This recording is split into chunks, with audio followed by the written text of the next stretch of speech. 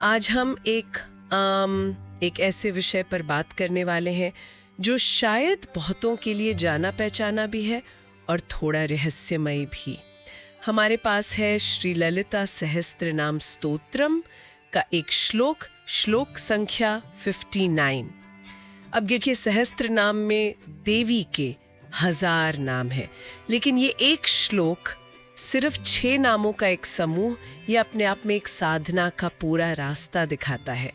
तो आज हम सिर्फ इसका विश्लेषण नहीं कर रहे, हम एक नक्शे को, एक मैप को समझने की कोशिश करें। एक ऐसा मैप जो हमें हमारे मन के शोर से लेकर हमारी चेतना के सबसे शांत केंद्र तक ले जाता है। तो चलिए शुरू करते हैं। श्लोक कुछ इस तरह है। मनोविद्या चंद्र विद्या चंद्र मंडल मध्यगा चारु रूपा चारु हासा चारु चंद्र कलाधरा। इसको सुनने में ही एक शांति है, एक लय है, लेकिन इसके शब्द मनोविद्या चंद्र विद्या ये सिर्फ कविता नहीं है, ये गहरे मनोवैज्ञानिक और आध्यात्मिक सिद्धांत हैं। तो आज हमारा मिशन है इन सिद्धांतों को खोलना और समझना कि ये प्राचीन शब्द हमारी आज की जिंदगी से, हमारे तनाव और शांति की खोज से कैसे जुड़ते हैं। तो इस नक्शे का पहला पड़ाव मनोविद्या। ये क्या है? क्या ये किसी ऋषि मनु का ज्ञान है या कुछ और? ये एक बहुत ही जरूरी सवाल है, क्योंकि यहीं से हमारी अंदर की यात्रा शुरू होती है। मनोविद्या का संबंध असल में मन से है। आप इसे मन का विज्ञान या the science of the mind कह सकते हैं। देवी को मनोविद्या इसलिए कहा गया है क्योंकि वे वो मूल शक्ति हैं जो हमारे मन की बनावट, उसके प्रवाह और उसकी क्षमता को नियंत्रित करती हैं। इसमें मंत्र भी आते हैं क्योंकि मंत्र मन को साधने का एक जरिया है, एक टूल है, पर इसका दायरा बहुत बड़ा है। अच्छा, तो ये सिर्फ मंत्रों के सही उच्चारण का विज्ञान नहीं है जैसा कि अक्सर लोग समझ लेते हैं। क्या ये हमारे उन अंदरूनी संवादों से भी जुड़ा है जो मन में दिन रात चलते रहते हैं, हमारा वो इंटरनल मोनोलॉग? ये कर सकती हूँ या मुझसे नहीं होगा, सब गलत हो रहा है, यही वो वाइब्रेशंस हैं जो हमारी हकीकत बनाती हैं। मनोविद्या उस आंतरिक संवाद को साधने की कला है। शास्त्रों में कहा गया है कि एक बिखरा हुआ मन किसी भी मंत्र की ऊर्जा को ग्रहण नहीं कर सकता। तो पहले मन के बर्तन को स्थिर करना पड़ता है। मनोविद्या वो ज्ञान है जो सिखाता है कि अपने विचारों के शोर को शांत कैसे करें और उन्हें एक दिशा कैसे दें। ये तो बहुत दिलचस्प है। मतलब ये एक तरह की प्राचीन कॉग्निटिव बिहेवियरल थेरेपी जैसी बात हुई, जहां हम अपने विचारों के पैटर्न को पहचान कर उन्हें बदलते हैं। लेकिन विचार तो एक स्तर है, विचारों के नीचे तो भावनाओं का एक पूरा समंदर होता है। कई बार मन शांत हो भी तो भावनाएं उथल पुथल मचाई रहती हैं। क्या हमारा ये नक्शा उस गहराई तक जाता है? निश्चित रूप से, और वही हमारा अगला पड़ाव है, चंद्र विद्या। अगर मनोविद्या मन के विचारों और संरचना का विज्ञान है, तो चंद्र विद्या भावनाओं और इंट्यूशन का विज्ञान है। यहाँ चंद्र एक प्रतीक है शांति का, शीतलता का, कोमलता का। जैसे चंद्रमा सूरज की रोशनी लेकर उसे शीतल चांदनी में बदल देता है, वैसे ही चंद्र विद्या वो शक्ति है जो जीवन के कठोर अनुभवों को और तीव्र भावनाओं को लेकर उन्हें शांति और संतुलन में बदल देती है। तो क्या हम इसे एक तरह की आध्यात्मिक इमोशनल इंटेलिजेंस कह सकते हैं?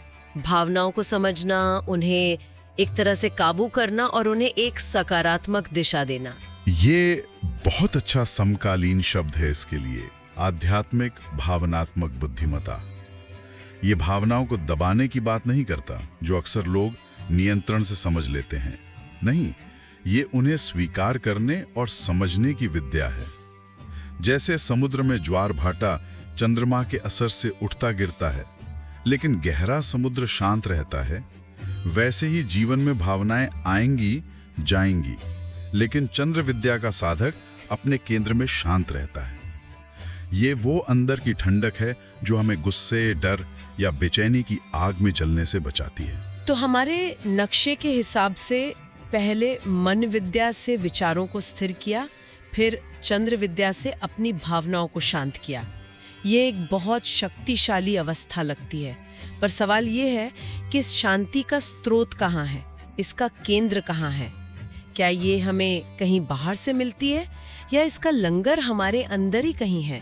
आपका ये सवाल ही हमें श्लोक के बिल्कुल हृदय तक ले जाता है और अगले नाम तक, चंद्रमंडल मध्यगा। इसका शाब्दिक अर्थ है जो चंद्रमा के मंडल के ठीक बीच में स्थित हैं। लेकिन इसका जो प्रतीकात्मक अर्थ है वो कहीं ज्यादा गहरा है। यहाँ चंद्रमंडल सिर्फ आसमान का छान नहीं, बल्कि हमारी अपनी चेतना का क्षेत्र है। यह नाम हमें बताता है कि देवी, वो परम शांति, हमारी चेतना के ठीक केंद्र में, हमारे अस्तित्व के मूल में ही रहती हैं। वो कोई बाहरी शक्ति नहीं है जिसे हमें खोजना है, वो हमारा अपना सबसे गहरा स्वरूप है। ये विचार सुनने में बहुत सुंदर और सशक्त लगता है, लेकिन मैं यहाँ एक सवाल पूछना चाहूँगी। जब असल जिंदगी में उथल पुथल होती है, नौकरी का तनाव है, रिश्तों की समस्याएं हैं, तब तो ये अंदर का केंद्र महसूस ही नहीं होता। वो तो एक खूबसूरत कल्पना जैसा लगता है। उस बाहरी शोर में इस मध्य तक कोई पहुँचे कैसे? आपका सवाल बिल्कुल व्यावहारिक है और साधक की असली चुनौती भी यही है। इसका जवाब ये है कि उस केंद्र को खोजना नहीं है, क्योंकि वो खोया हुआ नहीं है, हमें बस उस तक लौटना है। सोचिए, एक झील है। जब सतह पर लहरें हों तो आप उसकी गहराई में पड़ा रत्न नहीं देख सकते। सही बात है। इसका मतलब ये तो नहीं कि रत्न वहां है नहीं, इसका मतलब सिर्फ ये है कि सतह अशांत है। मनोविद्या और चंद्र विद्या ये सतह को शांत करने की प्रक्रिया है, और जैसे ही लहरें शांत होती हैं, केंद्र अपने आप सामने आ जाता है। ये एक मांसपेशी की तरह है जिसे अभ्यास से मजबूत किया जाता है, चाहे वो ध्यान हो या बस कुछ गहरी सांसें लेना हो। हर बार जब हम बाहरी प्रतिक्रिया देने के बजाय एक पल रुककर अंदर देखते हैं, हम उस केंद्र के थोड़ा और करीब आ जाते हैं। ठीक है, तो ये एक अभ्यास है, कोई जादुई बटन नहीं, ये समझ आता है। अब तक हमारे नक्शे ने हमें मन, भावनाओं और चेतना की केंद्र की सैर कराई है, लेकिन हम दुनिया को अपनी इंद्रियों से भी अनुभव करते हैं, खासकर दृष्टि से। सौंदर्य हमें प्रभावित करता है। क्या ये श्लोक उस बाहरी अनुभव पर भी कोई रोशनी डालता है? नहीं, बिल्कुल नहीं। और यही इस श्लोक की समग्रता है। ये अंदर और बाहर को बड़ी खूबसूरती से जोड़ता है। हमारा अगला नाम है चारु रूपा। चारु का अर्थ सिर्फ सुंदर नहीं होता, इसका अर्थ है मोहक, मधुर और ऐसा सौंदर्य जिसमें एक दिव्यता हो। यह नाम कहता है कि देवी का स्वरूप परम सुंदर है, लेकिन यहाँ एक गहरा रहस्य है। यह केवल उनके किसी एक रूप की शारीरिक सुंदरता की बात नहीं है। तो आप कह रहे हैं कि ये उनके गुणों का, जैसे करुणा, प्रेम, शांति, इन सब का सौंदर्य है जो उनके रूप में झलकता है। बिल्कुल, ये सौंदर्य एक गुण है, न कि सिर्फ एक बाहरी विशेषता। और ये हमें दुनिया को देखने का एक नया नजरिया देता है। ये नाम एक तरह से हमें ये पूछने के लिए प्रेरित करता है, इस सौंदर्य के पीछे का स्रोत क्या है।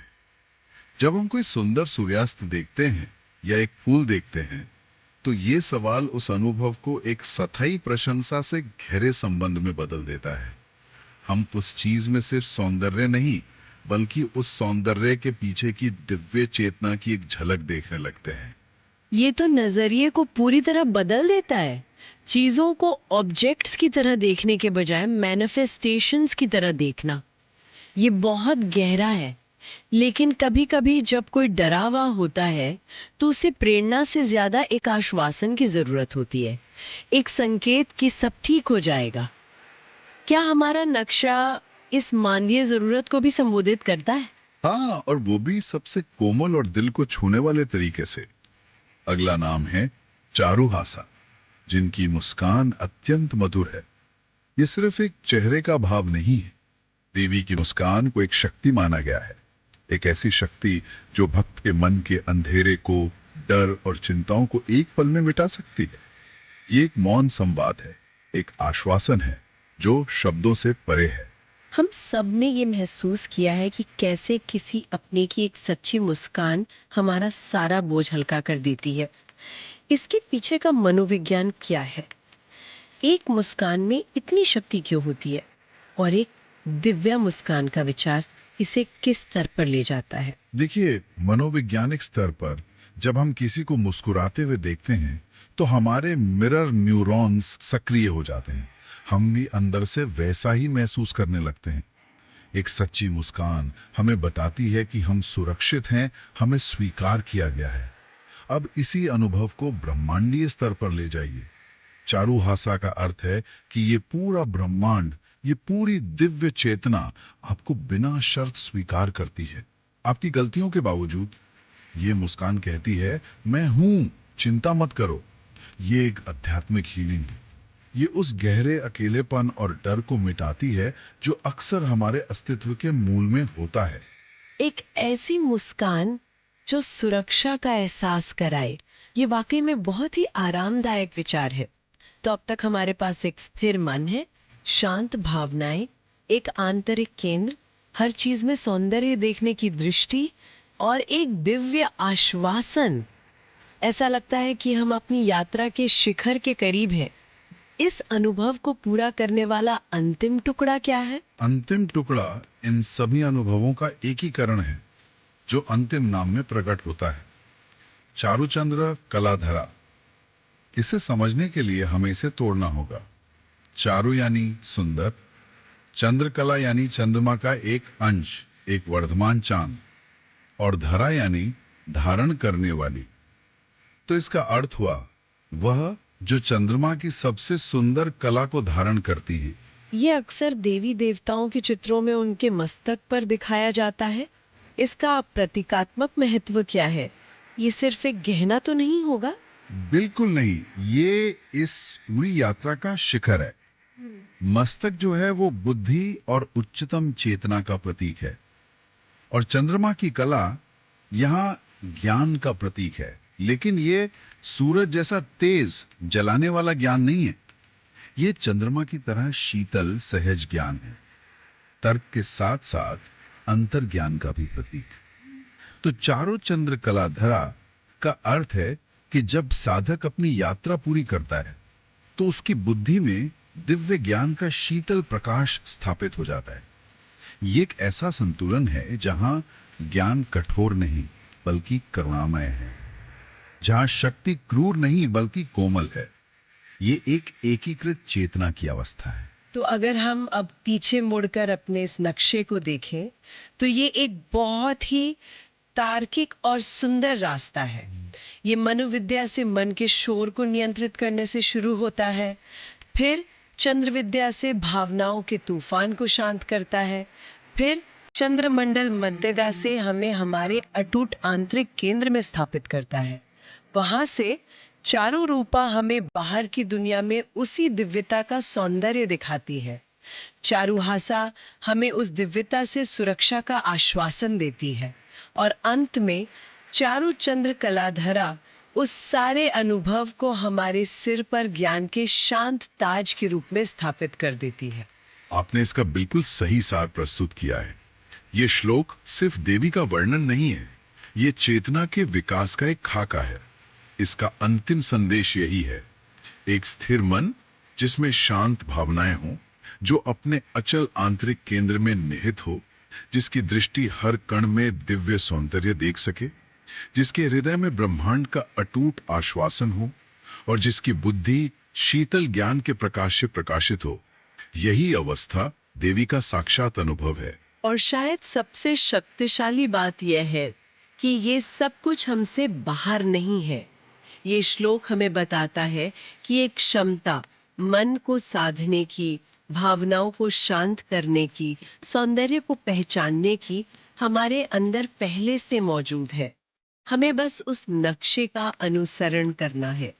और अब इस चर्चा के अंत में हम श्रोताओं के लिए एक विचार छोड़ना चाहेंगे।